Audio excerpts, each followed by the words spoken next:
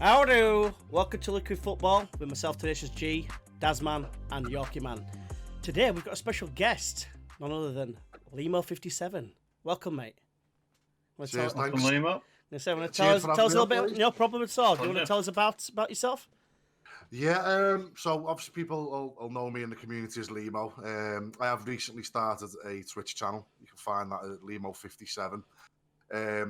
One of the reasons really I started Twitch was I'm the director of a mental health charity called Evolving Mindset. So kind of for me, the purpose for me streaming really and being involved in the community is really to raise awareness for mental health. I think there's a massive gap. And I just think there's someone out there to fill it. And up to now, we seem to be doing well. The channel's growing.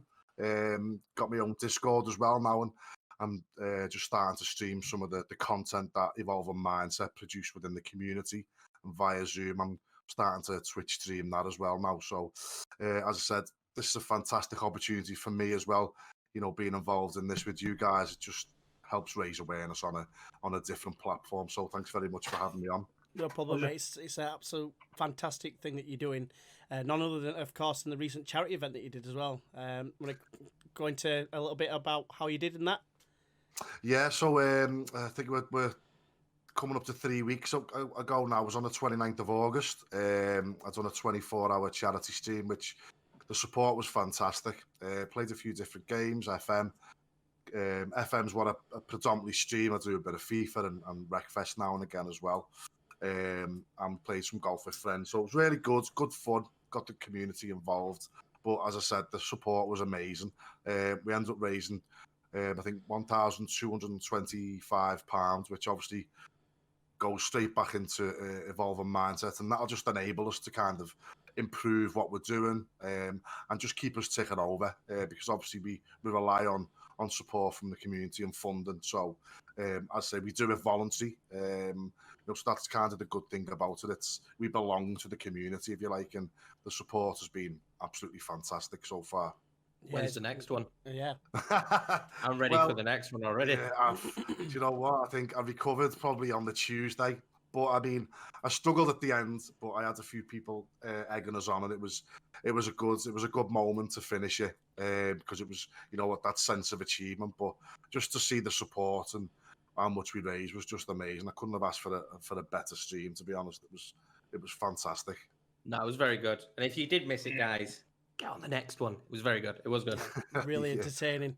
One thing that you are, Leemo, is a massive Everton fan. So we're going to move on to that in a minute. So do you want to quickly talk about your life as an Everton fan in terms of recent times? How have you found it?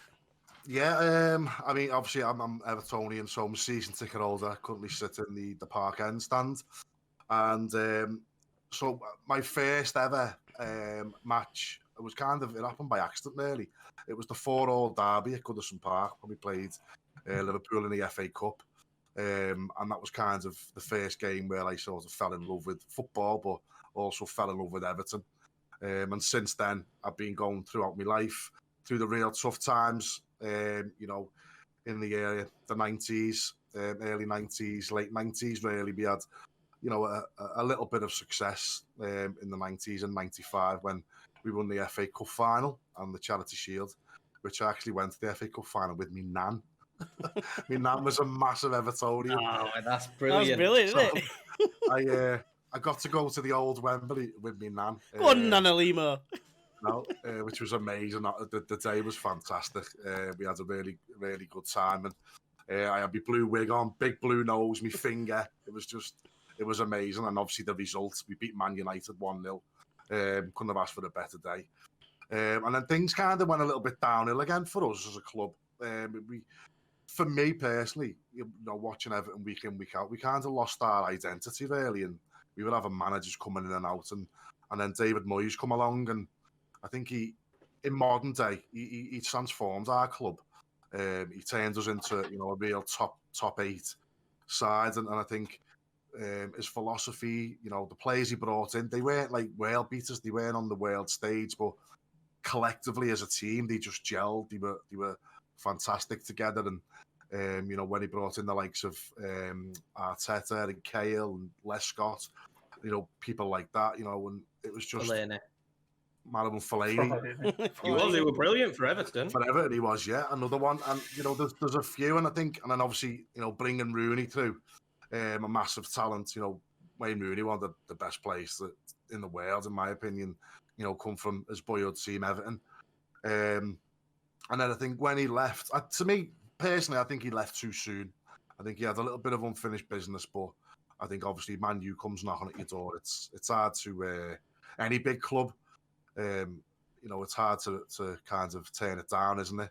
And then I think more recently, I think we've just spent far too much money on absolute dross. Yeah, some of them, not all of them. For me, it's like has-beens. I think the likes of Iwobi, Sigurdsson, and this is my opinion, obviously. I just don't think we should have spent the amount of money that we did. Losing Barkley, Stones, players that really could have been, a real kind of engine, a real kind of, we could build a team around players like that. But they kind of dripped out of the club, and replacing them. We were replacing them with players that, for me, weren't Everton type players.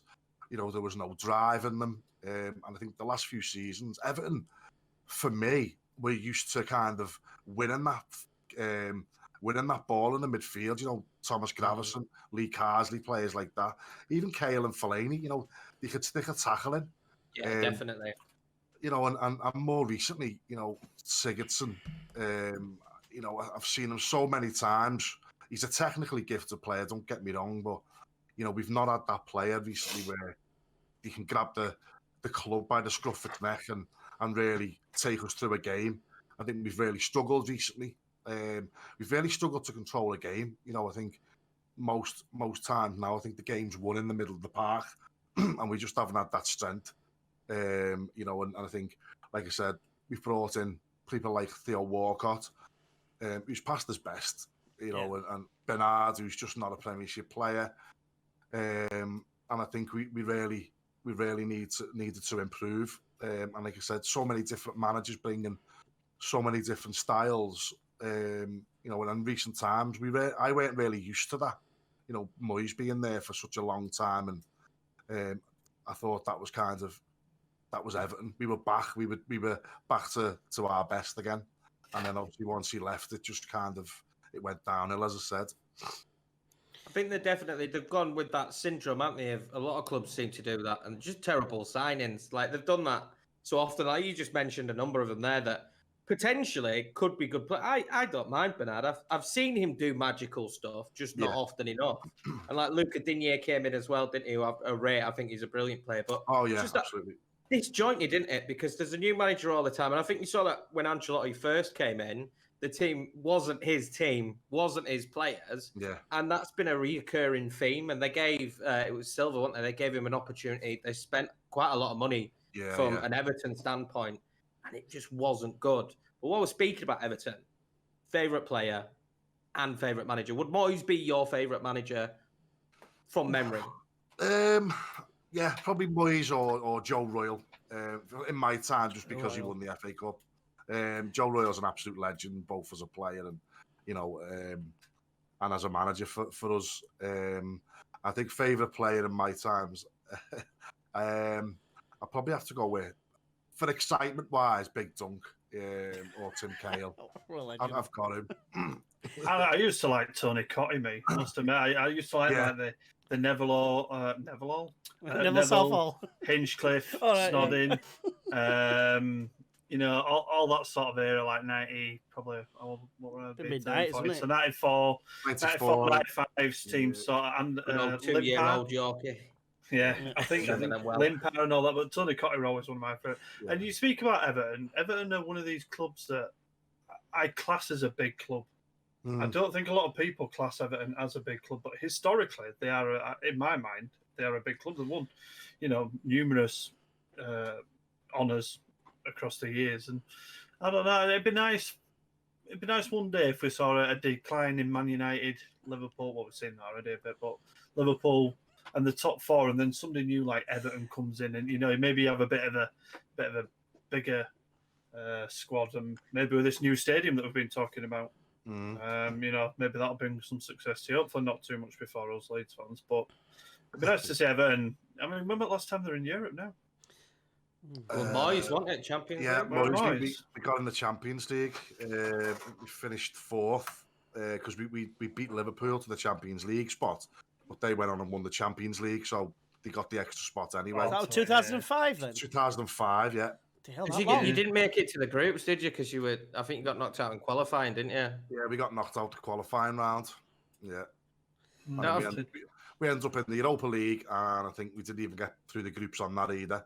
I think Everton's biggest problem when they came unstuck was probably just the time that football ended up going. And like you said, Moyes was a manager who I always looked at, who did a lot with not much. Yeah. And Fergie was a bit like that, really. Did a lot with not much. When you look at what he won with some of the squads he had, it's like, how's he managed that? And I always thought the same with Moyes. And fortunately, the game's become so money orientated. Everton didn't really move in that direction. This is the first time I've seen that kind of intent. And I said it when we did the predictions with Ancelotti coming in. You don't sign an Ancelotti unless you're promising some things. And I think Everton, from especially this season onwards, I can't see him going anywhere but up, especially having a manager like that. And now they've got a bit of money behind them. They're backing Ancelotti. The right horse for me. I thought you can't give a lot of money to a manager that's not had a lot of money. Ancelotti knows what he wants from a team, what players he wants, and how he wants them to play. I didn't get that with Silva. I always felt like sometimes you were good, and then sometimes it was like watching a complete different team. Yeah, definitely. And I think, there's a lot of Everton fans out there. I think the Everton fans, for me, are in a lot of different categories. There's some Everton fans who are real bitter. They're the ones who'll stand outside and hold the flags up and sack the boards and stuff like that. And I think we can't look at the board now.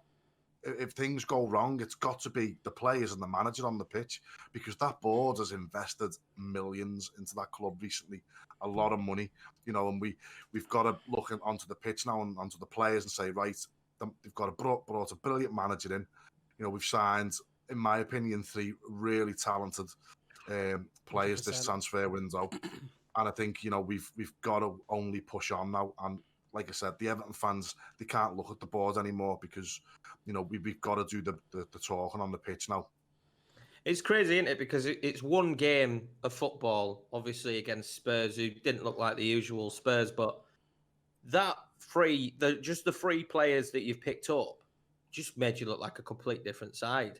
I've not seen you play that well. It was really impressive. Yeah. You should have scored more. Richarlison, for me, doesn't get enough goals, and hopefully that'll come with the players he's got creating the chances for him now. But really was mightily impressive, because I thought Spurs would be a tough test, and it didn't seem like it. Yeah.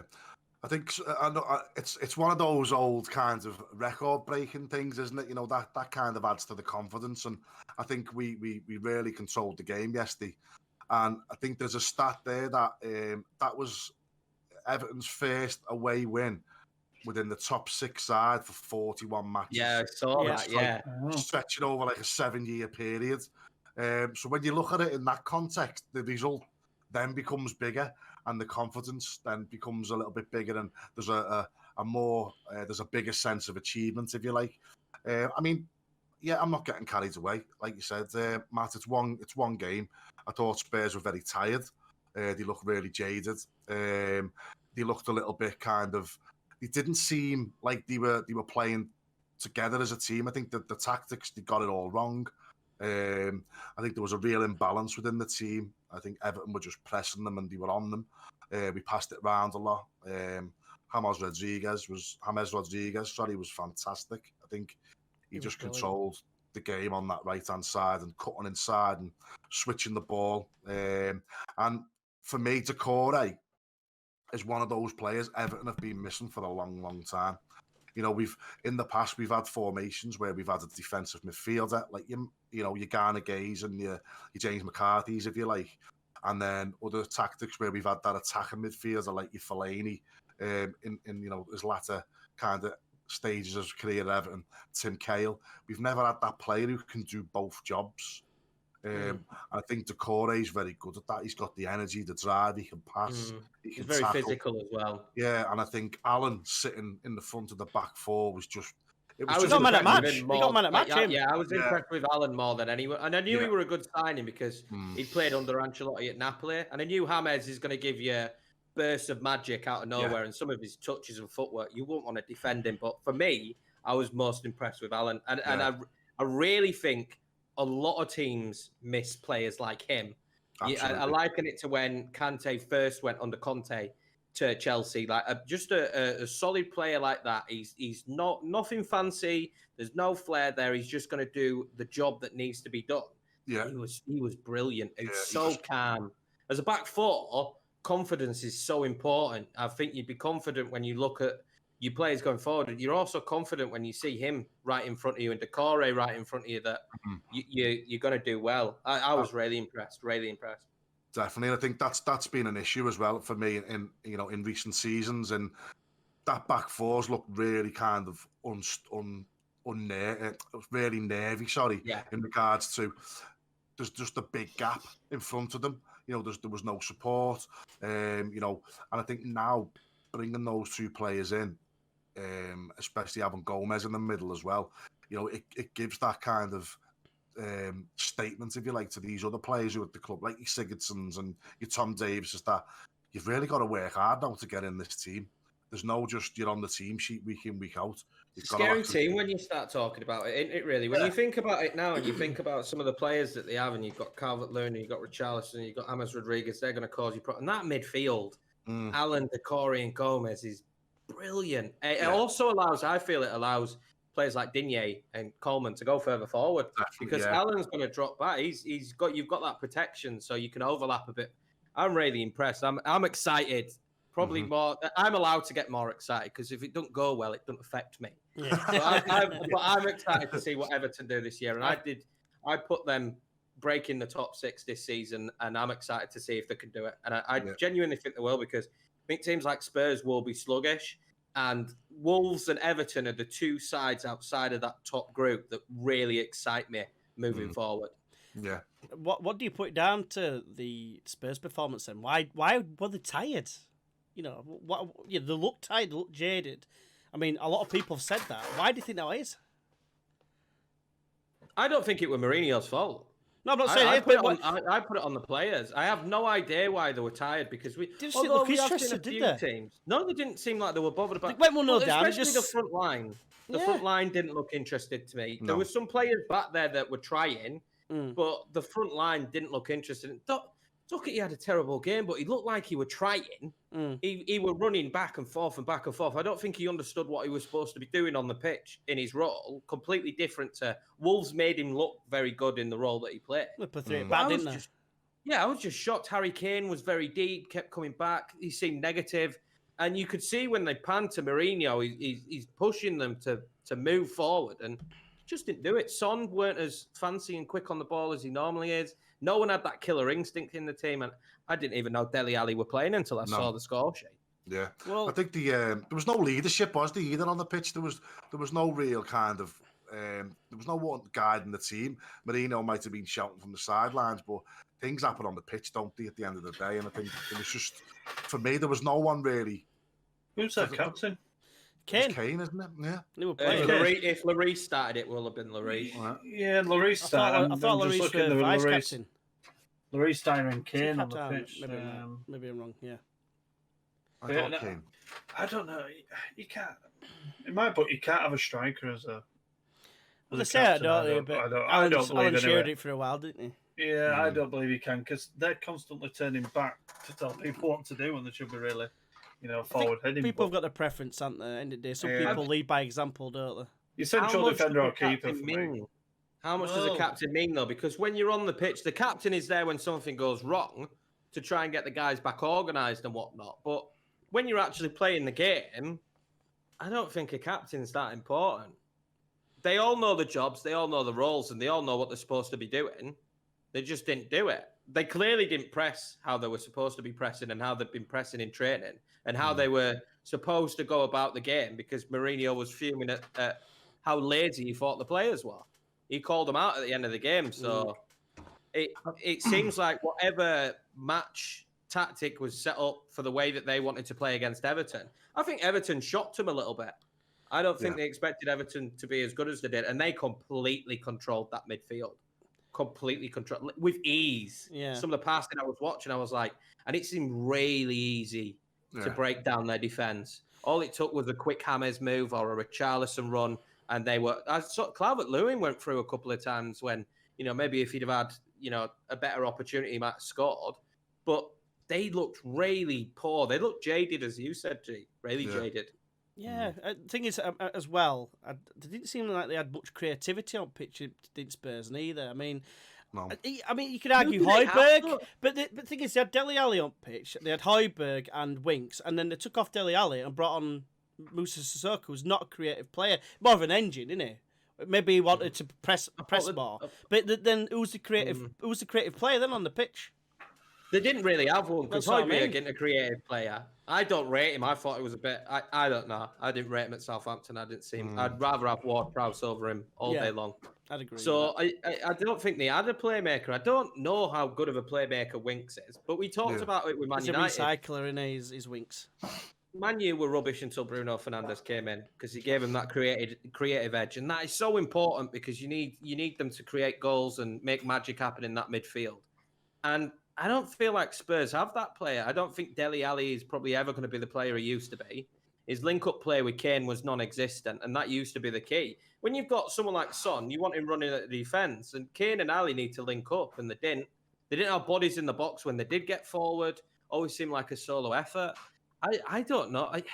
I am worried about Spurs, to be fair. And I now, after watching the documentary, I do love Jose Mourinho. Yeah, exactly. He's got a bit of pressure on him. He calls it how it is, but he's not being backed this season financially, and they know that, and they've come out why he's not being backed. So, is there as much pressure this year to be really good, or are they holding out for another year because of what's happened with COVID? I don't know, but they can't perform like that, and I don't think they will perform like that for the rest of the season. Because when you've got the players they've got, they're gonna switch on at some point. Yeah. I was disappointed that Bergwijn didn't. I'd have brought Ali off and brought Bergwijn on. We came on a bit later on, I think. I can't remember who it was for. It came for someone. Yeah, it was too late. I think. Yeah, the game was done, wasn't it? I think we had control of it, and I think we kind of closed it down at that point, and he just didn't impact the game at all. Well, at 1-0, I would have bet £100 that it was staying 1-0 or 2-0. I didn't look like Spurs for anything, even at 1-0. Didn't offer anything. In a game at 1-0, you usually think, I don't know. It didn't. I didn't think for 1 second Spurs were going to get out. And it's rare, that, isn't it? Because with a team with Kane and Son in, start off with, you'd expect and a Mourinho team. Well, yeah. I always back a Mourinho team that they might get a goal. Yeah, definitely. I suppose that brings us on to the next game in question now, boys. How good was the Liverpool-Leeds game? God, Daz has got a massive grin. I know, but it was still an exciting game. I absolutely loved it. I was out in the pub. Best game at weekend. Yeah, Skegness, and I were loving it, even though we got beat. Even though it was. I was proud of the boys when they got promoted. Yeah, but I was just as proud with that performance against Liverpool. I mean, I've been in streams this week where I've literally just been lurking, and all I've heard is people going, "Yeah, I've got down on my bet Leeds to get beat by 5 or 4 and all this." And I'm thinking, you honestly don't know how we play. You do not understand what Bielsa is about. And he has just literally, Bielsa's just gone, "Boys, off you go. Show them what you can do." We knew that. Yeah, we knew that was 80% of the Premier League didn't, and I think it's just rocked them all to go, whoa, who goes to Anfield, takes more possession home with them, and still don't get the points and scores 3? Teams don't want to play us now, do they? No. Teams do not want to play Leeds now. They're not looking forward to that one. The great thing about it was exciting, even when you were losing, because you just felt something was going to happen. Yeah. 1-0, my mate, I'm not going to lie, he turned round to me. Richie, if you ever watch this is why you should never diss Leeds. He turns around to me, there's a season ticket holder next to me. Obviously, I was sat in pub watching it. He turns around to the first goal and goes, "It'll be 7-0 this. It'll be 7-0. And I turned around and I went, 3 minutes, it's a penalty. Cocking area, come on, behave. And he's going, "It'll be 7-0, I'm telling you." And he sat there like that. And when we got that first goal and Harrison made a mug at defence, I just looked at him and went, "Your prediction's wrong." He goes, "All right, 7-1. You behave yourself." Honestly, end to end, brilliant. I couldn't ask for a better game to lose, if you know what I mean. It's weird to say that, but it's like a case of if you're going to lose, you want to lose. You know, try if you your got best. Anfield lose 5-0, you think, God, we're in for a tough season. But you go there, put up a fight, and you only lose by 1, and you score 3 against top Best quality defense in the defender. league last season. Arguably best defender in the world, arguably one of the best right backs in the world, etc., etc. You know, and then, you know, we just caused them so many problems. I mean, the stats showed that we only had like 6 shots or something, and we only had 3 on target and scored all 3. But there were so many times where that final pass, we had like a 2-on-1, I seem to remember, and it hit the defender way through, and you're like, oh, if only he'd had a clear 1-on-1 like chance with Alisson. But I were absolutely amazed by. I wasn't surprised. Like I said, I've been saying, I reckon we'll give them a game. I said I think we'll probably. You know, we'll probably score a goal, maybe early on. I mean, it's kind of completely different. But I think they'll be too strong for us, they'll have too much quality for us. And that's, in the end, what caused us to lose. Yeah, you see, the way I look at that is, we lost to 4 set pieces. Oh, yeah. The first one is a debatable penalty. I don't know the actual rules, but I'm going to stick my neck on.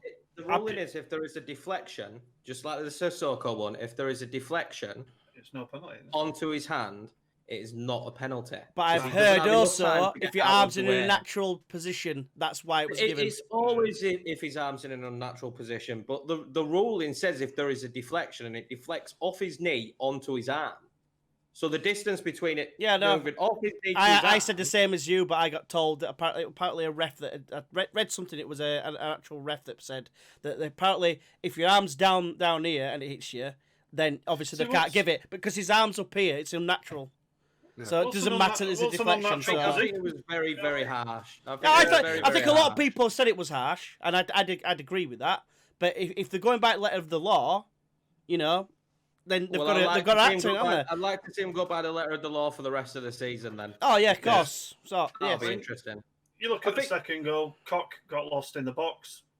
He got blocked off, didn't he? But he got blocked. It's one of them. Lost a bit. Eder could keeper do better.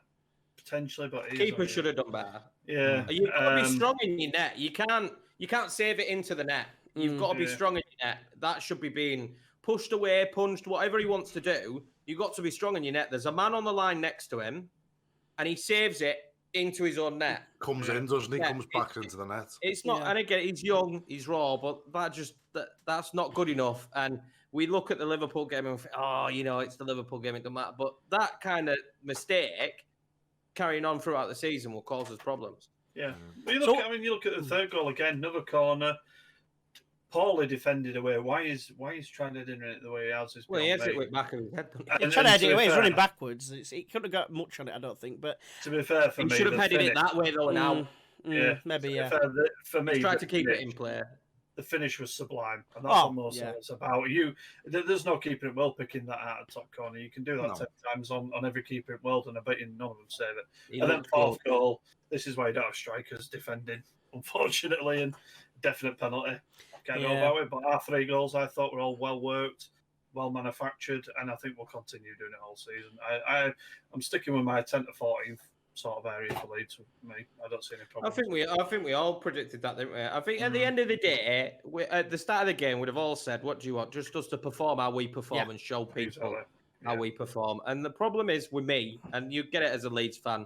There's so much negativity. Like we're getting compared to Norwich as if that was. Yeah, I was just going to come to this point. That how do you feel about Norwich it? Played against Liverpool was similar to ours, and I you know, my blood boils when people compare that Norwich result at the start of the season, where they did nothing, they couldn't score. Yeah, they looked all right, but they conceded 4 still and couldn't score to our performance. We had more possession. We tried to control the game. We went at them. We scored 3 goals. And you compare it. And then people going, yeah, well, that defence is bad. We've got a player who's been there 5 days and a player who started 3 games. First and game this is what we can do with that. And this is what we can do with that. And you look at our squad and you think it's a championship squad. And I look at it and it's full of championship players that played there last season and some players that have barely played football for us. And we still went there and scored 3 goals against the best team in the league. So stop giving Liverpool the whole, oh, well, they're rubbish defensively. Van Dijk was best defender in the world. You nearly won Ballon d'Or. Yeah, now he can't. Oh, he's off the pace. He's lost it. Bamford did everything he could to steal that ball. A normal striker would not have gone after that. A normal striker would have left it. That pass would have gone to the other defender and they'd have cleared it. Bamford made that goal, not Van Dijk making the mistake. He switched off. He didn't realise Bamford were going to press him as high because they didn't expect Leeds to go to Anfield and press him as high. The Harrison goal was beautiful and so was the Click goal. They were fantastic. But Click's goal was amazing. And shout out to Phillips, showing exactly there. His passing range, why he got picked for England. So, but that's another stupid debate. The debate that Phillips didn't do well for England. I don't know what football game you were watching. I don't know what football game you were watching. Nobody played well. And Phillips still, stats-wise, had an all right game compared to the rest of them. So it's just nitpicking. And I get it. It's football. We like to do that. I thought Liverpool were brilliant. Salah looked like Salah normally looks. That was. He's been a bit off the pace for me. He looked on it. He looked ready for this season. What got me when one of the commentators said, "What a fantastic hat trick from Salah." Wow, two penalties. There were two very good penalties. There were two very good penalties. There were good penalties. We won't say them neither. But Leemo, what do you reckon to Leeds? Yeah, I think for me as a neutral, the game was brilliant. It had everything really. I think Leeds' energy. Bielsa's energy on the side, watching his passion. He was up and down. He was, crouching down as he does. He was up. He was shouting. I think that animation for me, I'd prefer to have that and somebody like that shouting at me while I'm playing because I think that motivates me. But I just think Leeds look like a really good unit. Obviously, they done fantastic last season in the Championship, but I think they just brought so much energy, and I think similar to the Everton-Tottenham in regards to, I think they shocked Liverpool. I think Liverpool didn't expect Leeds to be as strong, as attacking, as creative as they were. I think Liverpool looked tired. Again, not making excuses, but I think Liverpool went off the pace. But, strip it back a couple of months, as you said there, Van Dijk and people like that, they were the best in the world. And I think Liverpool really struggled towards the end of last season. Obviously, after the season restarted, I think they were exposed a little bit. I think a couple of teams really exposed some weaknesses in Liverpool, and obviously the fact that they've not strengthened in this window, that really concerns me for Liverpool fans in the sense of you take Van Dijk out the side and Salah, and you take people like Firmino and people like that out the side due to injuries, and there's no one really that is going to come in consistently and really have an impact. And I think the depth, the depth they've got, I just don't think it's as strong as some of the squads that we've got currently out there. But I enjoyed the match. I really think Leeds are going to shock a lot of teams this season. And I think it's going to be good to watch. I do think there's going to be times. What I'm worried for is for Leeds, that amount of energy in the Premier League. Will they burn themselves out? See, I'm not so sure because a lot of people talk about the burning out, but that was based on like a championship season. We're playing 8 games less, so the only thing, the thing is for me, I don't think it was ever a question of physicality, especially like in championship. It was more mentality, and that's when that's where the break due to coronavirus probably did help. Not that they could recharge the batteries; they were still working hard and making sure the fittest team in the league, which I would argue possibly are the fittest team in the Premier League, next to probably Liverpool as well. I don't know, but you get the feeling we did that for 90 minutes, right? And the one thing there's one thing that's definitely going to happen. We're going to play for 90, 95 minutes every single game. So teams have got to be ready for that. I would imagine we're going to get quite a lot of late goals, I would imagine, this season. Yeah, there's going to be concerns at the back because at the end of the day, all we've got otherwise is Super Duper Liam Cooper, was League One Liam not so long since. League One Liam. He's improved so much, but we yet to see him in the Premier League, and we're yet to see him play alongside Robin Koch, which obviously had Ben White, and Ben White obviously looked very good. Koch played all right for me, in my opinion. For the penalty, and the mistake, I thought he came back very strong. Yeah, so did I. I was impressed with the way that the defence actually dealt with making mistakes. It's like Bielsa probably has that mindset, but it's like they make the mistakes and it's just forgotten about instantly. I think that's typical. That could make or break a player, can't it, against the top team, especially newly promoted. First game in the Premiership as well, and that's how it starts so early on. Can I just say though as well? I think I know G touched on it before, just before Daz goes. I think the goal from Jack Harrison was fantastic. And that ball from Calvin Phillips, but the touch. And he just went through. He's got a right first touch, mate. He's got a right first touch. As he took both defenders out in one move. Yeah, absolutely. That's still up there already for goal of the season, mate. It's got to be just to the directness from Phillips, that vision, and then just how he brought it down. He does that a lot though. That ball. Yeah. We've seen it. We've seen it all last season. The switch of play with the wingers, and it's always been a key bit of play. I think with the fitness though, there's no doubt in my mind where we didn't lose last time for fitness. No, we lost. We had a lot of injuries, to be fair to us, and he keeps a small squad, so injuries would worry me. We rack up some injuries, we're in trouble. He keeps a very small squad. Well, case in point, Liverpool. I don't think we are in trouble though. Liverpool squad is deeper, but defence, I'd be worried if I'm a Liverpool fan defensively, because just like Leemo said, I think they've got plenty of attacking threat and plenty of midfielders to bring on. But defensively, I'd be worried if Van Dijk got injured, because they got rid of Lovren, didn't they? So I'd be really worried. And as a Leeds fan, the only thing I'm worried about is injuries. Fitness, I think we'll run around for 90 plus minutes every single match over a 38-game season, without a doubt. We were still doing it in Championship. I mean, we'd won the league and we still went out there and smashed teams. So the team was smashed, weren't they, at Derby away? They were absolutely that doesn't worry me, fitness, because I don't think it's fitness that's let him down. The press seem to pick on that a lot, but I think it's his squad size that lets him down in the sense of being in that situation. And he doesn't play. This is how we play. This is how we're going to play week in, week out. And sometimes, and teams like Burnley would worry me on that one, we can come undone. If we can't break a team down, and you've seen what we can do from set pieces, Liverpool kind of played into our hands because we're going to go at you as much as you're going to come at us. And that kind of surprised them because no one does that to Liverpool at Anfield. But I'm more worried about teams like Burnley, to be honest. If teams come and attack us, I think there'll be far too much space for our team to punish them.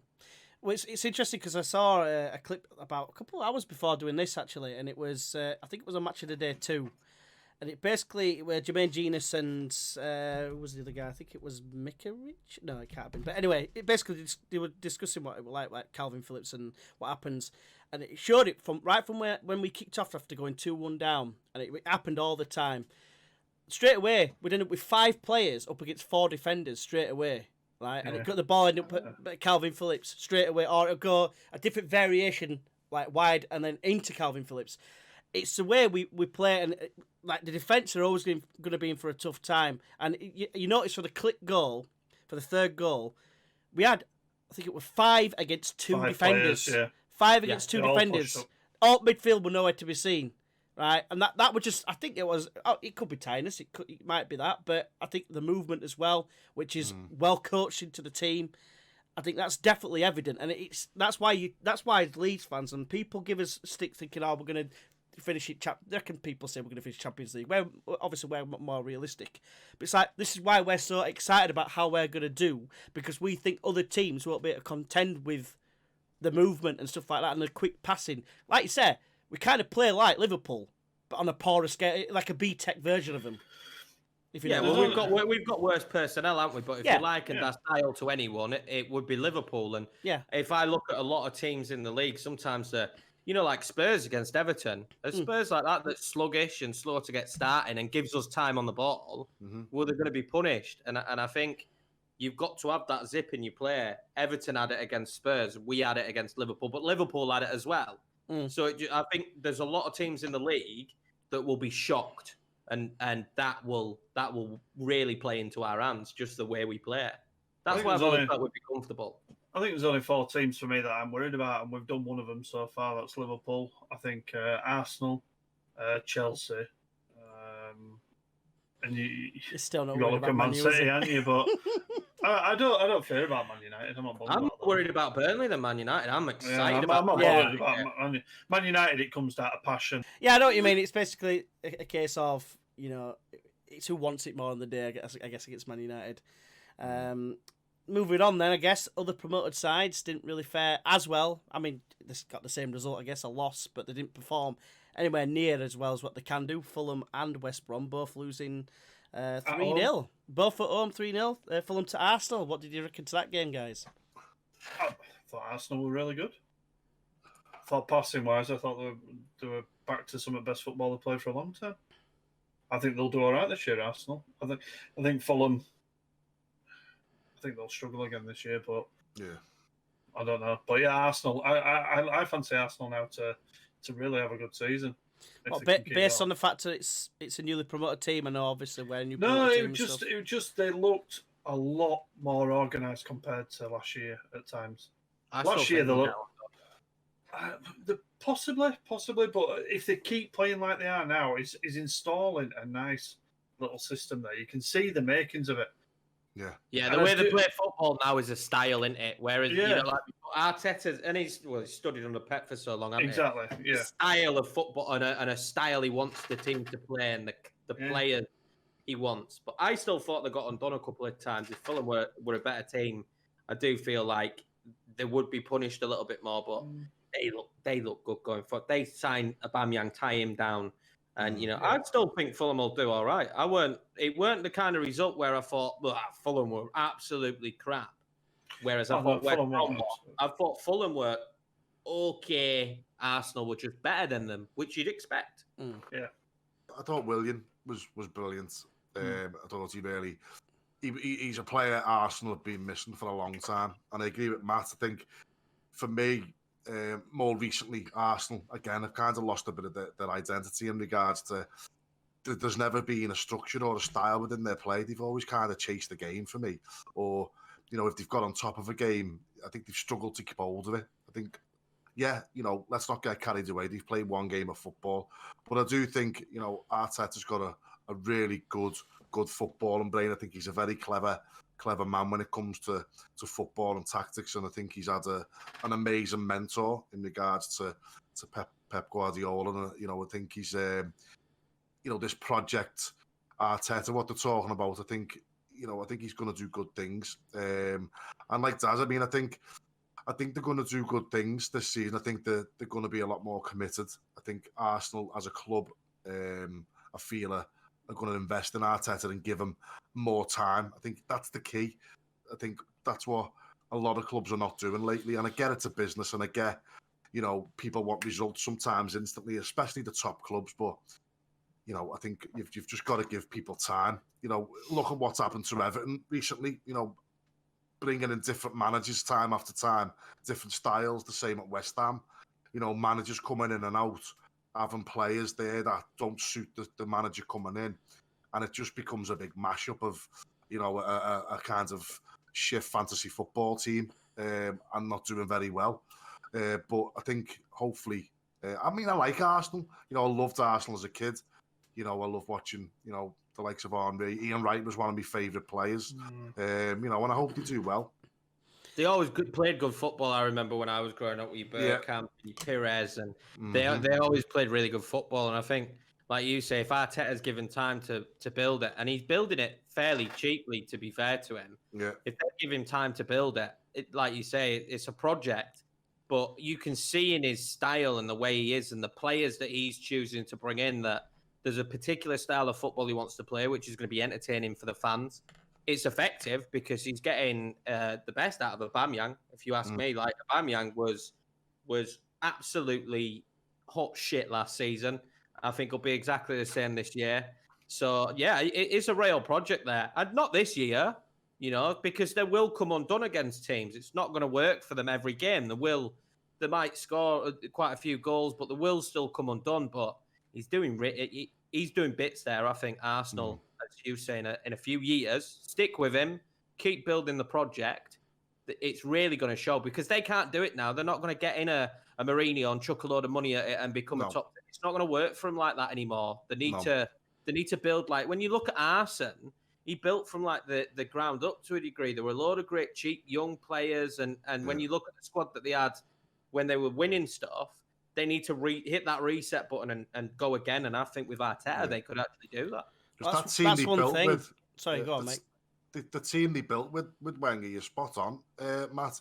He built that with no real investment. And I think Arsenal, there's talk, the skint, they've got no funds. They haven't got the financial backing now that some of the bigger clubs have got. So they've got to let Arteta do his project, get it out the way, give him that chance. And he's got a good eye, I think, and he's going to bring a real quality player in, and he's not going to spend millions and millions of pounds on wasted talent or has-beens. I think he's going to be a good choice to have around for a long time for Arsenal.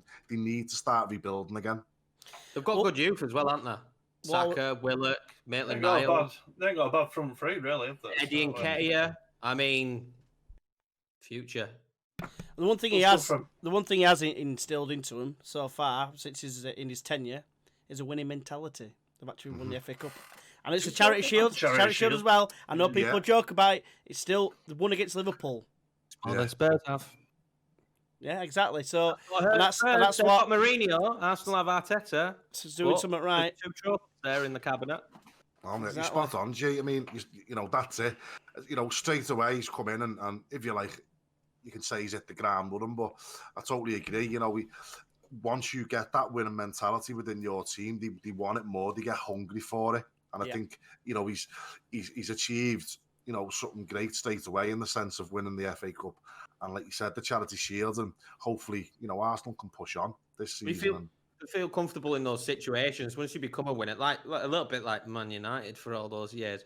You get comfortable and used to winning stuff. You're comfortable in those finals. Comes natural, doesn't it, eventually? Games, you're comfortable in those situations. There's no nerves there. You're going out there and you're expecting to get the job done, and that's really important. Mentality is so important in football, and the positive mentality that he seems to be having is great. Yeah, moving on. I mean, the other newly promoted team, West Brom, Slaven Bilic gets Leicester. From what I saw, West Brom were very poor. I know they got 2 penalties in Leicester, but Leicester looked quite impressive, I would say. I don't know if Leicester looked impressive or West Brom just looked god-awful. West Brom reminded me like they did at the end of the Championship. No idea. I watched the game. I didn't think they had much about them. Dean Garner, a few brief moments. But they didn't look good. And Leicester were all right, and that's fine. But if the Leicester aren't a team that I'd be like, I'm really excited about what's going to happen now after that game, I'd just take that as it's a win against West Brom, who didn't show up. Whereas if I'm Arsenal, I'd say I'm excited about what I've just seen.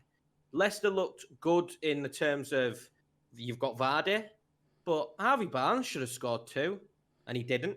I don't know why he can't score a goal anymore. They had so many opportunities that they squandered, which just always makes me think, if Vardy goes missing or Vardy gets injured, I do not know where your goals are coming from.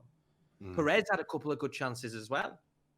I'd just be worried from a goal-scoring standpoint, and they had to play Ndidi, I think it was, at centre-back. A better attack would have punished them. Good win. It's one of them where you go, this is a great win, but we still need to improve. They need to improve in the transfer market, or else they're in trouble. Yeah, I mean, Dean Garner's not the answer as well for West Brom, just alone. I know it caused a lot of controversy. We'll touch on it a bit later on, I guess, when we get to West Ham. But, it's just, I don't know. They just didn't seem to have anything going forward at all, really. They brought in Hal Robson-Kanu later on, and it was very much the same, But these are kind of players that they've got. This is a difference, you see, where we see like between our Championship players of Leeds and you got West Brom, and there just didn't seem to be as much energy. Is it tiredness? I don't know. No, I think it's a negative tactic from Slaven, really. Yeah. I think he went there not to lose. I just get an impression where it's like that school thing where it's your first day at school. The first time you've gone to school, and there's a load of kids running through going, it's school. That's Leeds at this moment in time. We're here, Premier League, we're here. And I think they've gone through gates and gone, we're back again. And I just don't say anything. No, it's a weird analogy. That's a great analogy, is that? Really, really weird. Come back for the second year and they've gone. They didn't look excited to be in the Premiership. Why did he change the formation? He played 3 at the back. I think Slavan's looked at it and I think he's gone. He's had a few too many gins before game. it wasn't working at the back end. Maybe we'll change it a bit for this season and go a different direction. And really, it probably should have stayed. They're on tactics. You go there, and I'll put you there, and that's the team. They were awful. I mean, he's a good manager. In all fairness, I quite rate him as a manager. But I think he's a good. I want to rate He him did as at West Ham. manager. I think he's made a bit of a mess up here. Yeah, if they play like that, it was. Let's go there and not lose. I'm going to play free at the back. I'm going to try a formation we don't normally play. And just as G pointed out, who goes forward for them? Who's their striker? Who's the guy that's going to make get a load of goals? Like Mitrovic at Fulham. As much as I don't like him, he'll do something for you. He might not do it every game, but he will do something for you. I don't think West Brom have that. And Norwich went down because they didn't have that. Well, Norwich played all the football but couldn't score. West Brom last season, how many? I mean, did they have anyone in double figures at the end of the season? I don't think they did they? Goal scorers. Ghana was 10, wasn't it? That was it. And he's on wing, isn't he? He's like an inside forward type thing, isn't it? So, like you say, you need goals in this league, and that's one of our biggest worries. Is have we got someone? It was my worry. Goals? Yeah, it was my worry until we played Liverpool. Yeah. Again, it's one of those things, isn't it? Teams are going to look at Leeds and think, I tell you what, we're not looking forward to playing them. Teams are going to look at West Brom and think, well, they aren't going to bother us. And teams might look at Fulham and think, there's a little bit of potential there, but like I say, I just don't think they even look bothered about being in Premier League. To be fair, whereas I don't think there will be not bothered. It's just a case of I think when the chips are down, not bothered, but they're down. Come across that way that there was disinterest there, and well, for all we know, there could be something in the dressing room that's not right. You play in Leicester. They're missing. They haven't got two centre backs. They haven't got two centre backs. You play in Leicester. I'd look at that game and go, "Let's have a good go at these lot." Yeah. They were shaky at the end of last year. They managed to miss out on Champions League football when it looked nailed on. They've got half a back line. I would have said, let's have a good go at this lot. And where we finish.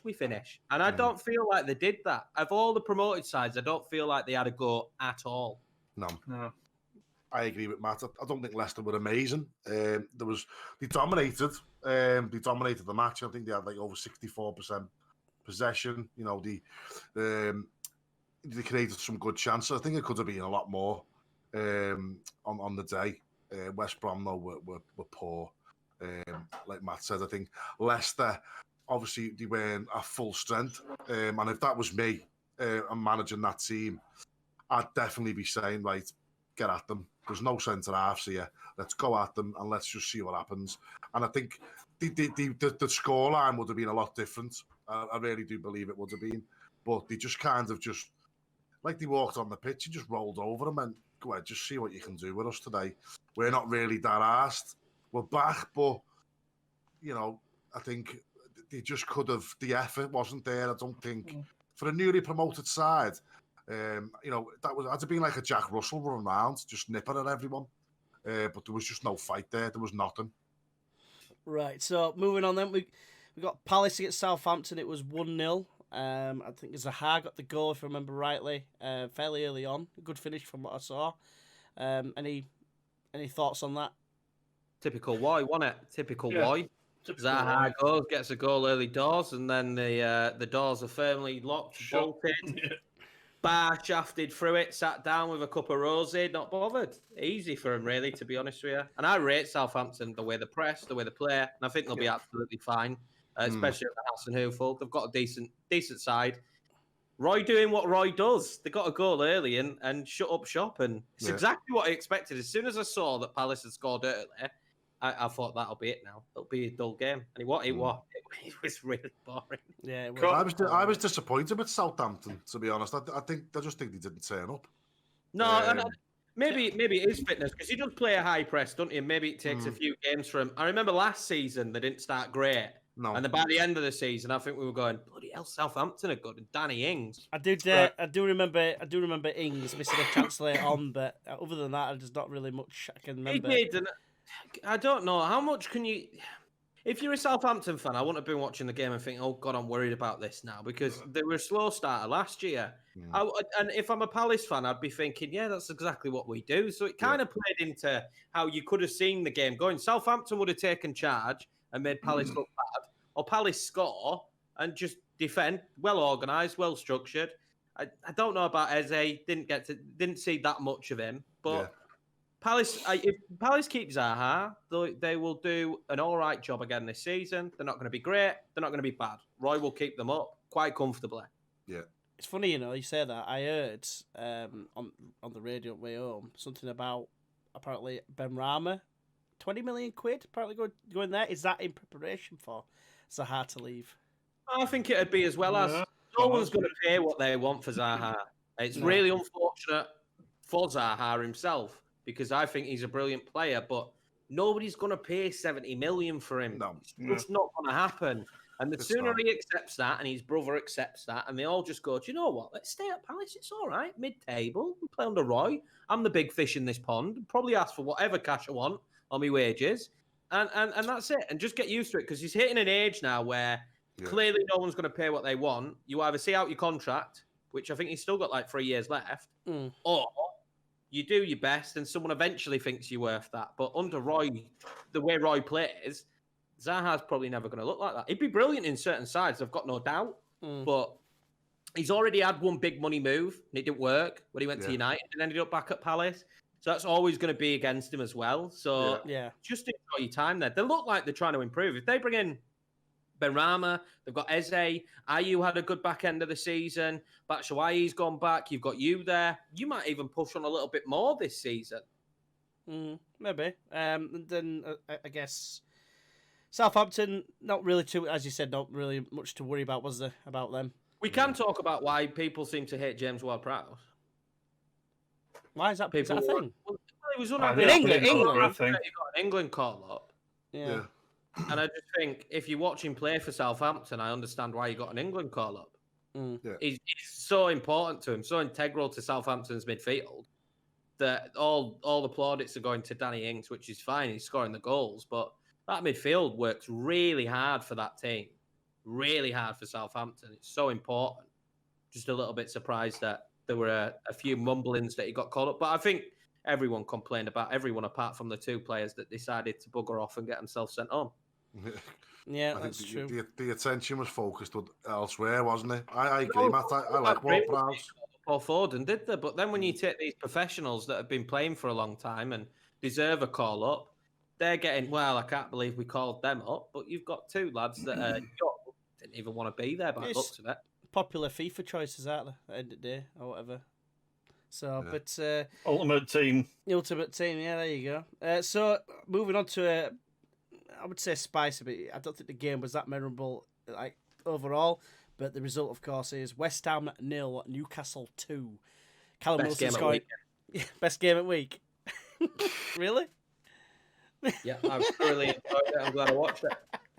But yeah, I seem to remember that Callum Wilson scored. I believe it was another David Hendrick scored a screamer at end. Scored a screamer at end at game, 87th minute, I believe it was. Yeah. Complain about him why he was playing as a winger. What, Hendrick? At the start of the game, yeah, because Hendrick's predominantly played at centre mid for Burnley. Yeah. So why was he playing as a winger? And I think he used to play as a kid. It was a youngster. When goal went in back at net, and it was a great goal as well. He set Wilson up as well. He did. He was brilliant, but he's been a thorough professional at Burnley now for several seasons. So I don't know why anyone expected up different. Yeah.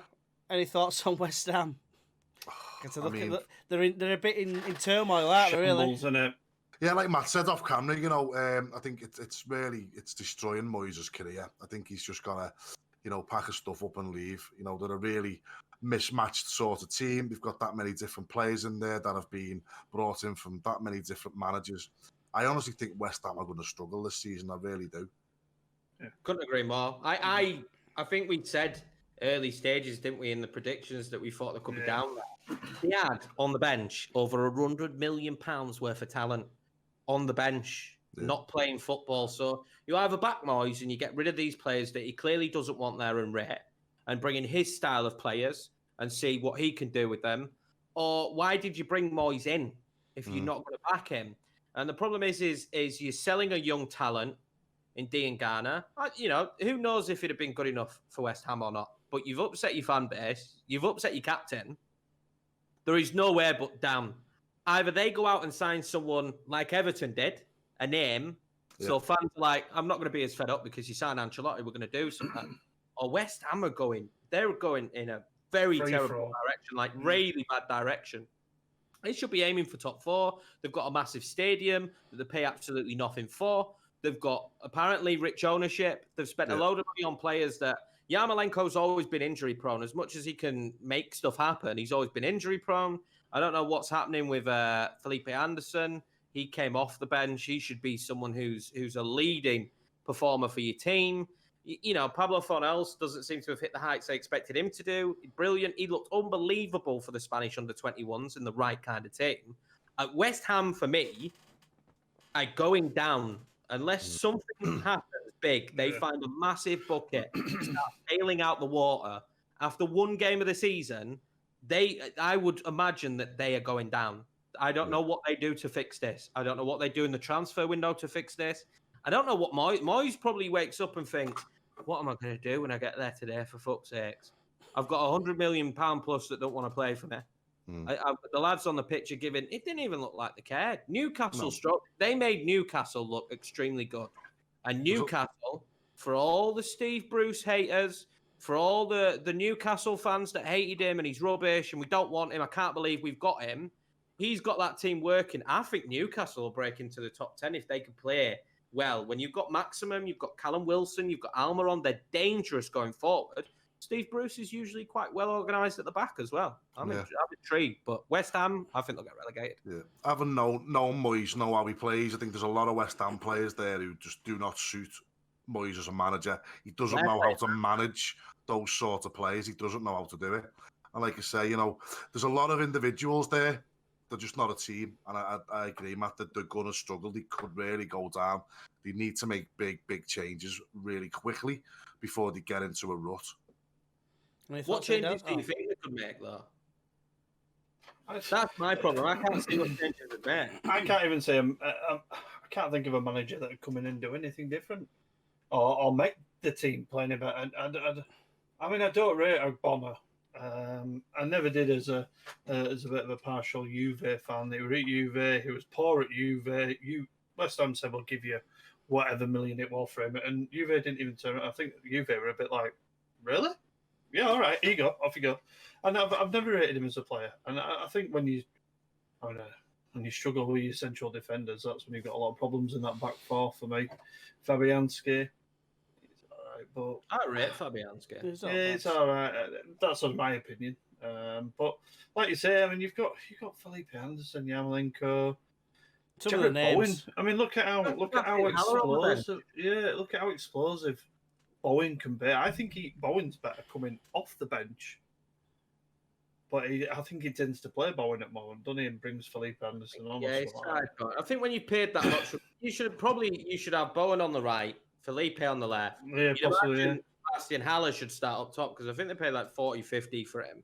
But the problem is then where does Mikel Antonio play? And they've just got, like Leemo said, you've just got a load of different styles of players that don't really fit together, and it's figuring out how you get them to play together. Yeah. I don't think, unfortunately for Moyes, I don't think that's what he's going to be good at.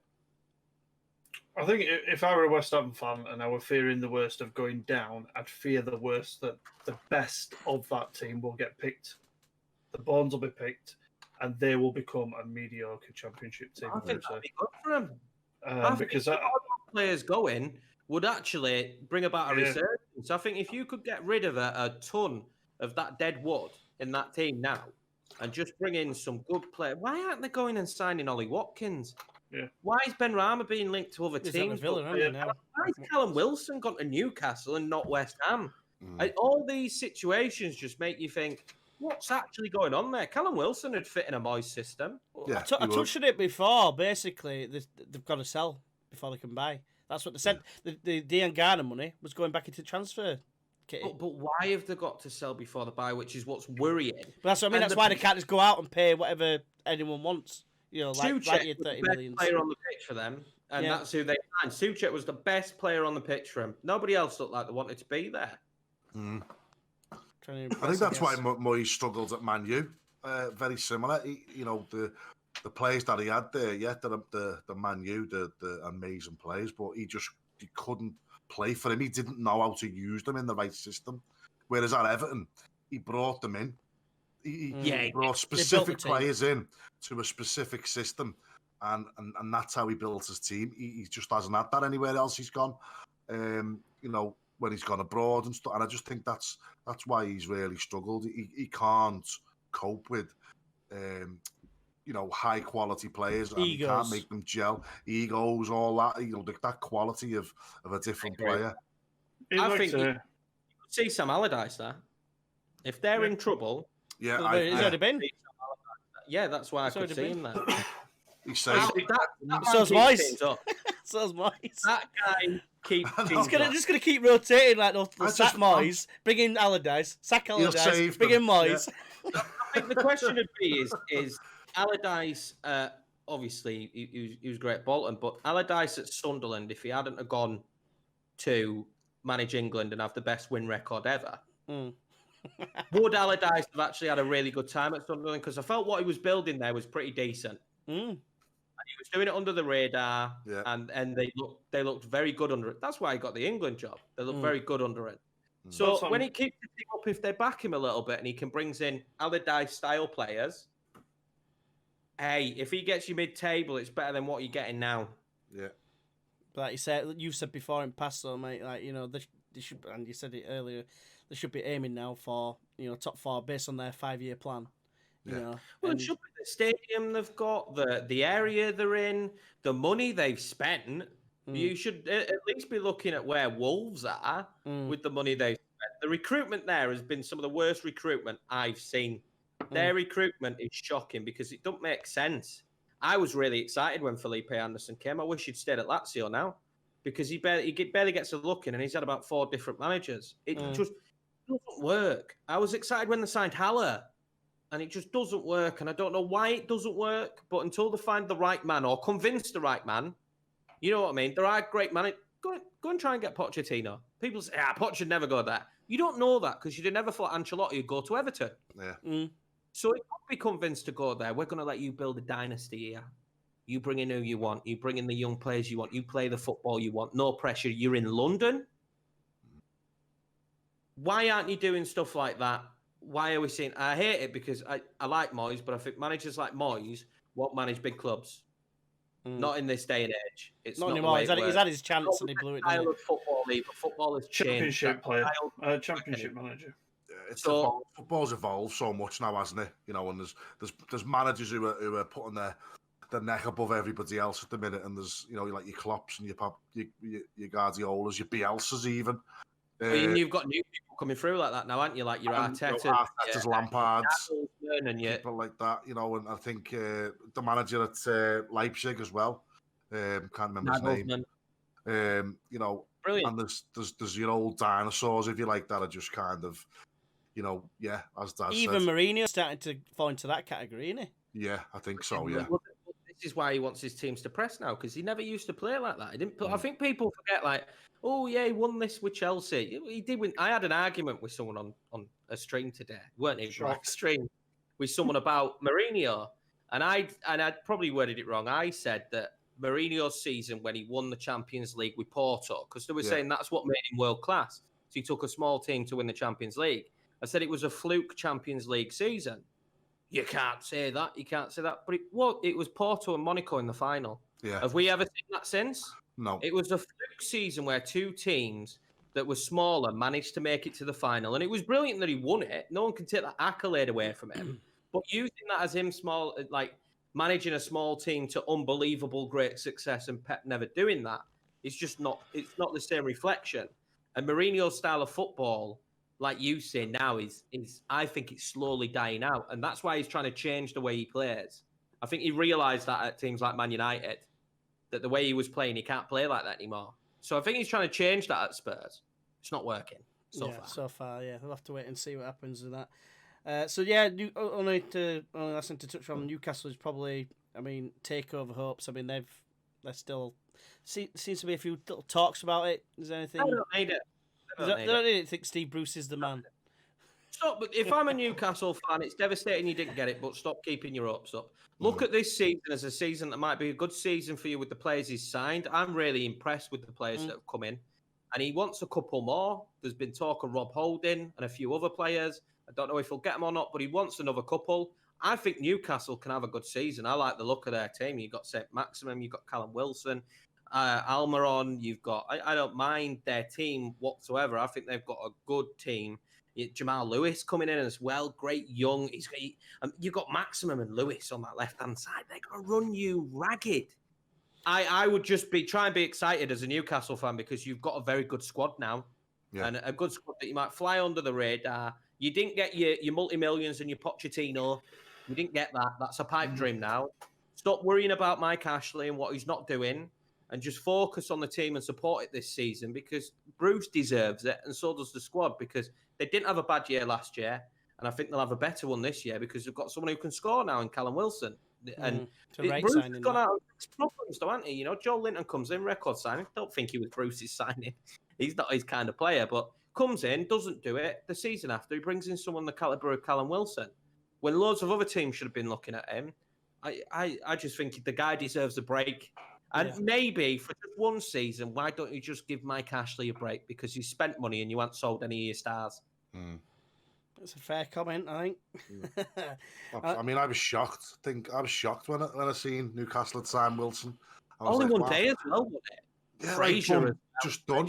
Fraser, because I mean, I was talking to other people, like you said, as we do in streams, and Tottenham was mentioned, and you know, other big clubs, and I was like, you know, I think he'd fit in, and then all of a sudden, Newcastle. I think they'll do great this season. I think they're really going to push on. Under the radar, won't they, I reckon, this season. I wouldn't be surprised now if they end up finishing something like 8th or 9th. Yeah. Maybe. Some of the best signings that have been made, that they've definitely done them. Yeah. And we're going to get to see them very soon, aren't we? I think it's not the next game, the game after. Yes. So we'll be interested to see how they do. You know? Yeah. So, but yeah, moving on then, I guess. It's tonight's game, the first of tonight's game, should I say. Sheffield United against Wolves. It was a 2-0 win to Wolves. Both goals were scored in like first 5 or 6 minutes. Wolves looked impressive early on, and then Sheffield United tried coming out of the trap second half. Couldn't quite get over the line. Had a couple of chances, one cleared off line, and whatever hit the post. But what do you think, guys? I like Wolves. I think they're a great team. I think they're very well put together. They understand the way the manager wants them to play, and they'll finish 7th, if not higher again. I mean, they finished 7th, 2 seasons on track. I've already said to people, put somebody on Wolves finishing 7th, if not a bit higher. And they're a well-built side. They're possibly one of them sides as a Leeds fan that you think, oh, that's going to be a tricky game, is that actually? Because they're organised, they know what to do, they go out onto that pitch, they do as the manager asks.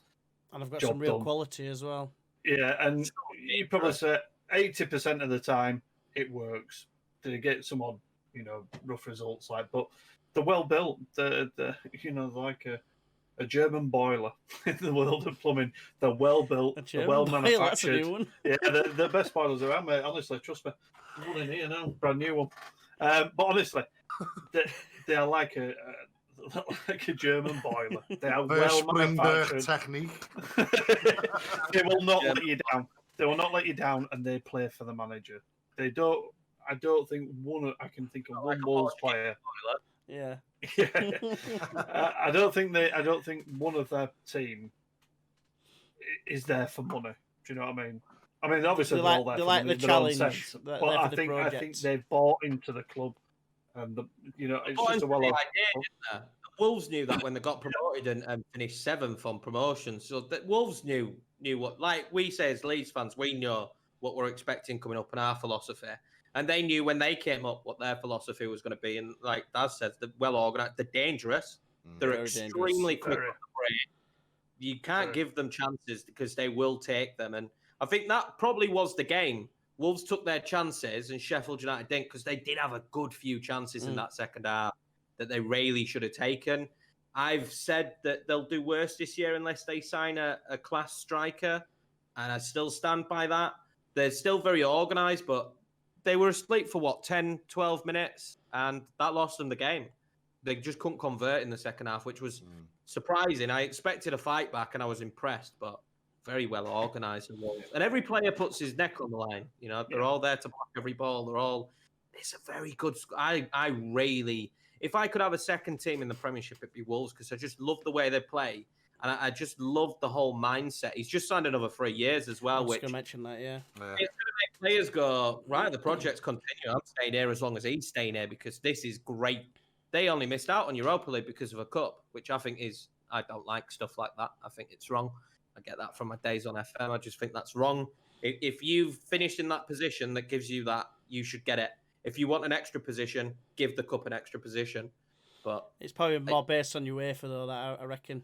Really will be. They are going to have another good season, and I think they'll continue in the way they're going. If there's any team, or we said it earlier, teams that are going to break that top 6 pushing forward, it's going to be Everton and Wolves, without any doubt. They both have fantastic plans. I like Cody for them. Brilliant player. Great I love him. I think he's going to be a class England player. I like Willy Bolly as well. Do you know what? I just like their back line. Yeah. And Sai scored, didn't he? He was playing back line. He scored today. Doherty's going, and they're going to be weaker. And it all I could think in my head was Nuno ain't letting him go unless he thinks he's going to be fine. Yeah. So, and that's what I thought. You got the future-proofing, Fabio Silva on the bench, 35 million, I think, from Porto. Don't think he came on, did he? No, he didn't come on, but I don't expect him to. They don't need him. They still won 2-0, didn't they? So. But you've got an 18-year-old lad there, or 19-year-old lad that is expected to be the next big thing. Can't be a bad thing, can it? That he's in the club, he's learning the philosophy, and he's going to be around such talent. I wouldn't mind him learning off Jimenez, because the guy knows where the back of the net is. Quality, isn't it? Yeah. So. And the fact that Wolves managed to keep a striker of his quality when it's so difficult to find a striker of his quality, and there's so many big teams out there, it's crying out for one. It just tells you how good Wolves are, because they're keeping hold of him, and he looks more than happy to be there. 100%, yeah. Yeah, I like Wolves. I like Wolves as a team. I have done for a long time. I think they play some really nice football, and I hear what you have said, lads. I think there's a real togetherness there. They want to play for Wolves. They want that shirt. They want to play for the manager. I think that's it. A lot of clubs haven't got that in this day and age. A lot of clubs haven't got it. And I agree with Matt in the sense of, I heard Juventus may have been sniffing around Jimenez. So for him to stay there, for the manager to sign a new 3-year deal, something's working. I think they're going to improve. They're going to get better. And I expect big things from Wolves this year. I really do. I'm looking forward to seeing them play. Connor Cody, fellow Scouser, broke through at Liverpool. I think the timing just wasn't right for him. He broke through, played a few games, and I just think the timing just wasn't right. I think if he'd have come through a bit sooner with maybe like Gerrard or something like that, I think he may have been, in the Liverpool squad. But I think he's had a perfect club for him and how he plays, because he's done it for England. And he was doing it yesterday. He can pick that ball up, he can come forward, and he can play long passes. Yeah. And he's really good at that, especially when you've got Wolves players coming up that wing or the fullbacks overlapping. It works really well for them. He's also fluent in Portuguese. We will be now, surely. Yeah. He just goes under the radar. Yeah. He goes under the radar, and you think sometimes when you're talking about players for England and he gets mentioned, it rejogs your memory that there's an unbelievable centre-back playing there at Wolves in the style that they play as well, that is English. Yeah. And sometimes you just forget, don't you? Just like, oh God, yeah, Connor Cody. And he is brilliant. And I love watching. Whenever Wolves are on the TV, I'll always try and endeavour to watch them because they're good to watch. Did he not start as a centre mid or DM? Yeah, he was. He started a bit further forward at DM. Yeah. Yeah. I only know that because of Football Manager, though. I kind of knew it before. Family Liverpool. So but yeah, Sheffield United, like I said, need a striker. I mean, Ollie McBurney and Billy Sharp started up front today. It's not really the answer, in my opinion. But the last season, he must be 35, 34, is he? Really? Yeah. It seems like he's been 34 for about 30 years. He's been around for a while, hasn't he? You know what I mean? He just seems like one of them players where you go, he must be 40 odd now. How old is he? I tell you what, no pun intended, he looked very sharp today. He really did. There were some runs he made that didn't make him look 34 or 35. He made some brilliant runs. And again, I just felt like all they missed today were goals. And that will probably come. The way they played was very... They conceded 2 goals so early, and the way they played was so positive in that second half that just makes you know already that if they can play like that and stay structured, they're going to be absolutely fine. Ramsdale had a bit of a shocker, I think, with the goal. He probably should have got a bit closer to it. But at the end of the day, I wouldn't be worried if I'm a Sheffield United fan. The way they came back, I would be worried about getting goals, but I would have been worried last year about getting goals, and it didn't seem to affect them. So if they spread the goals around McGoldrick, McBurney, Mousset, Sharp, if they spread them around and Fleck chips in with a few and the centre-backs get a few, Egan and Bash, like, it doesn't matter, does it, where they're coming from, as long as they're getting the wins. And they looked very good to me, to be honest with you, in the second half. I wouldn't be too worried if I were a Sheffield United fan. Yeah. I think there was elements of the game. I think they were quite slow in building up that attack and absolutely they lacked bite in the final third, and I think they need to bring a striker, and totally agree to just even 10, 15 goals. I think will just improve them as a team going forward. Sometimes it just don't fall for you though, does it? If they continue like this for the rest of the season and we're thinking, God, they're really struggling for goals, then I'd really start to worry. But I think on just a one-off game, they created the chances. We always know as a Leeds fan, you create the chances, but don't put them away. You know at some point they are going to start going away. Yeah. I think as long as they keep playing positive, there is that's that the key. But they could do. They really could do with a Callum Wilson would have been good. Callum Wilson probably could have gone to any Premiership team, to be fair. I think so, yeah, definitely. It's a big signing, that, isn't it? Yeah, Newcastle. Right, so lastly, before we get to a few cheeky little predictions from Limo, Brighton versus Chelsea has just finished at the time of the recording this. Finished 3-1 to Chelsea. I know Matt's been keeping an eye on it. What's been going on, mate? Well, someone's got to do the groundwork, can't they? Make sure that they know what's going on. I've glanced at the game. I haven't seen masses of it. It looks like Brighton actually gave it a real good go. Under Potter, they try and play good football, and it looks like they're stuck with that this evening. I saw them have a couple of good chances, and they did score a pretty decent goal. I'd have to keep seeing the goal back to see if Kepa is at blame, and he could have got to it. I'm just hoping that Chelsea fans aren't going to jump on the bandwagon in like instantly and be like, right, that's it, Kepa, get the fuck out. But no, good game, great goal, absolutely great goal from Reece James. I will tell you that. Werner with a penalty, definitely a penalty, and I didn't see the last goal. But yeah, a decent result for Chelsea and what we expected. Away game against Brighton ain't the easiest game, especially when the spotlight, for me, this game has probably had the most spotlight on the entire weekend. And it's the last game because people wanted to see this new look Chelsea with these new players. Werner seemed to look decent to me. I was quite impressed with his movement, Kai Havertz. So if I'm a Chelsea fan, I'm happy at that result. If I'm a Chelsea fan, I'm expecting top 3 this season. Without a doubt. With who they've brought in, with what they can do, the pressure now is on Lampard and the guys to deliver that. I don't know if it is. I think it is, because I think if he has a bit of a blip towards the end of the season, it finishes, maybe somebody pushes in, sneaks into 3rd, and somebody sneaks into 4th, let's say, and he finishes 5th. It could be in a bit of trouble. I don't know. Imagine he's got to finish top 4, hasn't he? I just have this feeling that he's going to be given time to bed in these players. They're young as well. I think he's going to be given. That seems to be what the rumbling is around. That this is the start of him building something. Yeah. And I think he's actually going to be given time, but I would imagine that if they did dreadfully, he wouldn't. But I think if they finish 4th, I think he's still top 3 for me. I think they should be top 3, but I don't think Lampard loses his job as long as he gets Champions League. Champions football. League's got to be key. Right. Yeah. Your thoughts on Chelsea, Limo, at all? Yeah, I mean, I think 3 fantastic signings when you look at who they've brought in, and I agree with Matt, the spotlight definitely on them this weekend. Me personally, I wanted to see that new look Chelsea. I've put a few of them players in my fantasy team as well. I actually had Werner as my captain. Should maybe got Salah. Yeah, penalty. You get points if he wins the penalty. Yeah, I get something anyway, I think. But well, as much as Salah will it. But anyway, that's another story. But Yeah, I mean, I agree. I think they've got to be pushing top three. And similar to what I said before about Arteta, I think the club, the fans, they've got to invest in Lampard. They've got to give him that time to build that project and build that team because, like I said, people are not getting enough time. And I think Lampard needs it. He's a good manager. He knows the club well. I think he's a strong character. He's got a winning mentality as well. He's won some things at Chelsea, so hopefully he can instill that in. But I think they've youth-wise as well, young players. I think they've really got a good squad, a really good squad of players, and I think Chelsea can do really well this season.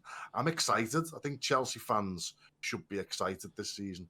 Without a doubt. I mean, and they play attractive football, which is, I think, I knew Arteta would, but obviously seeing Derby, but seeing Derby in the Championship, I knew the way that Lampard played was attractive football. It was attacking, and he's kept the same going on at Chelsea. And like you, it's the spotlight's on him because everyone's excited to see the players they've signed. Even the free transfer of Silva, I think, is just an unbelievable signing. And yeah, I do think that they probably will get third. Look at what they did last year with what they had and what he could do this year potentially with what he has. They've definitely strengthened more than anyone. I'm just having a quick gander. How did they look defensively, Chelsea? Because that's been their main concern, I would say. They look like normal, like they could concede, and that's why they did concede. It was a long shot, but Brighton had chances. They can be got at, but we know you play attacking football, you can be got at. Liverpool were the same. You can be found out by certain teams and certain players, but it's risk and reward, isn't it? If you play on the attack, you are going to get caught out from time to time, and that's just the way it works. And under Lampard, I've always looked at Chelsea as a team a little bit that are kind of like, well, we'll go and just score more than you. Yeah. And that's how they played. They were very good going forward, and the committed bodies going forward. So there's always the opportunity that they can come undone, but no one made any mistakes in terms of the defence, and that's what's important. And what about Brighton? How do you think they need to bring anyone in the transfer window? I think they'll be fine. I think they need a striker, but I think they'll be fine. Brighton play decent football. That's how Potter likes to play, and they play decent football. I was quite impressed with the way they played last season. They're heathens. They kept Ben White. Screw you, Brighton. But at the end of the day, they will play decent football this year. They've gone against Chelsea today, and they've had chances. They've tried to create chances and not play defensively. I think they'll be fine. They could definitely do with a striker, though, because they let Murray go, which is fine. He's an old man. He's older than Daz. And then they haven't brought anyone in. I don't know if Moypay has shown yet that he can get enough goals in a season. So, and I think they've got Lacardia as well. So, yeah, I think they'd like to see a striker come in, but decent team, really, Brighton. They'll go under the radar, I imagine, and just do well. Well, I suppose bringing us to the end of this podcast, Leemo, we'd like some predictions from you, if we can, please, old chum. We'll start off with the top six. What do you reckon? I'm gonna go for City regaining the title this season, and that's not being an Evertonian and bitter towards Liverpool. I just think Liverpool really needed to sign. The window's still open. They still might surprise us, but I don't think there's nobody on the radar as far as I'm aware. I think there was Thiago was mentioned, but I don't think that's going to happen. I just think Liverpool get a few injuries. I think given they're going to have to perform at a high level to beat these teams. Cup competitions to take into consideration. I think they're going to struggle if they get injuries. So I think Liverpool, for me, are going to finish second. I've got Chelsea down for finishing third. I think they're a couple of seasons away. I think in a couple of seasons, if they invest in Lampard, project goes the way they want it to go, and they've brought in some real quality. And I think give them a couple of seasons, I think you'll see Chelsea challenging for the title again. Controversially, I think I'm looking at Man U fourth. I think they've got some good quality there. I think that the team, for me, look like they're starting to play a lot better under Solskjaer. I think he's starting to embed some sort of system in there. I do think, they still need to improve defensively, but I think they've got enough in the midfield and going forward to challenge. I've got Arsenal fifth. I I think Arsenal can push on again this season. I think, like we talked about earlier, Arteta, he's got that winning mentality. I think he can really push them a lot further. And then I've stuck Everton down. I knew it. sixth. I knew you were going to say Everton. I think I had them up there, to be fair. I mean, and again, it's not just because of obviously the game yesterday, but I've put Leicester 7th and Spurs 8th just to kind of finish it off there. But I think if we can stay fit, if those players can gel, I think Ancelotti's style of play, I think we could really shock a few teams. We're not in any European competition, so I think we've got that option of really, a good, strong, solid, settled 11 could really push on in the Premier League this season. I think you could have a cup run. Would it be completely out of your mind that Everton win a trophy this year? FA Cup could be good fun, wouldn't it? I think we need a trophy. I don't think we've ever won the Carabao Cup. But that's something that I think we need some silverware just to kind of, give us a kind of sense of, do you know what, we are on the right track here. A nice cup win would be something. We've been close, in a few seasons. We've played Man U in the semi-final. We played Man U in the final a few seasons before that. So there's a couple of times where we've been close. But I think we need something to really just tickle our taste buds. I think it definitely kick you on, won't it? If you just rail feather in his cap as well, if you got a trophy this season, or at least a really good run, really good cup run. I think on the flip side, though, I'm kind of like, I think we can do well. Sorry for overtaking with Everton here, but one thing that does concern me is this a long-term solution in regards to Ancelotti, and is this a kind of a stepping stone for him? Is it a club where he could stay and finish his career, or is he going to do well in a couple of seasons, set a real foundation with Everton, and is he going to go somewhere bigger? And are we going to be in a position where we're going to have to start again? That's kind of in the back of my mind with Everton and Ancelotti, I'll be honest.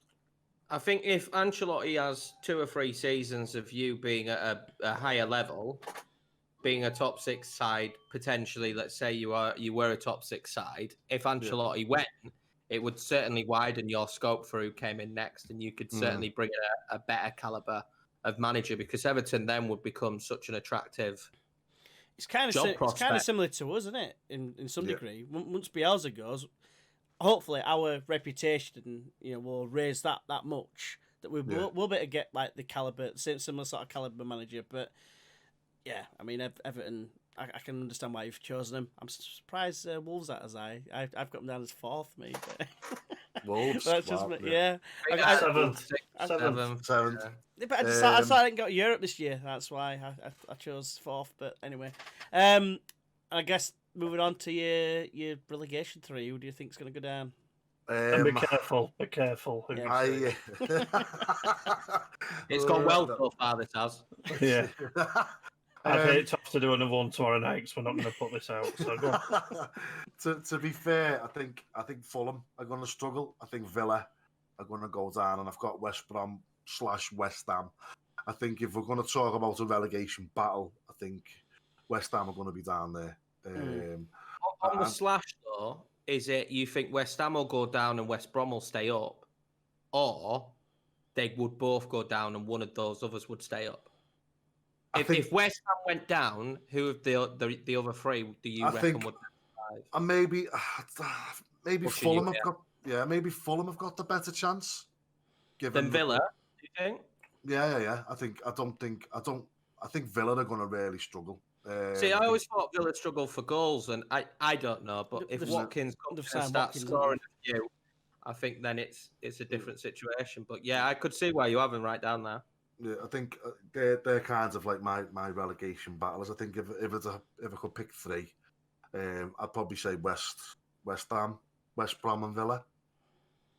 Yeah, they're fair choices. I mean, everyone's entitled to an opinion, of course. I mean, you could see it, and to be fair, we haven't got to see Villa play yet. Exactly, either. that's the thing. It's a bit up in air. It'll be easier to judge once you've seen Villa play a little bit. Yeah, I know that they beat Man U in a friendly I think other night 1-0. But I And a don't know win how league, much. then, I don't know how much to read into that. And that was obvious. I think that was prior to what. If we're reading into friendlies, Leeds are screwed. Yeah, well, exactly. Yeah, exactly.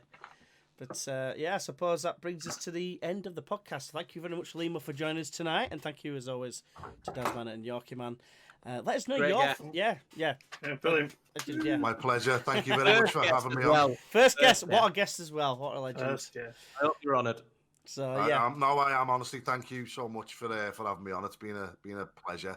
It's No nice problem. to sit here and just talk about football and have a bit of a laugh, and it's good. I enjoyed it. Thank you for having me. Honestly, we've enjoyed having Anytime, you. Yeah. So yeah, let us know your thoughts on all the subjects we've discussed. Obviously, all the games that have been played on game week 1, I guess. And obviously, don't forget to like, comment, and subscribe, and check out the socials as well. It will be on the screen, and obviously, Evolving Mindset as well. Let's not forget about that as well. Yorkerman's got his cup on screen. Daz is promoted Leeds for some reason. Don't know why. But yeah, thank you very much for watching, guys. What else to promote? Yeah, we'll catch you in the next one. Thanks a lot. See you guys. see ya.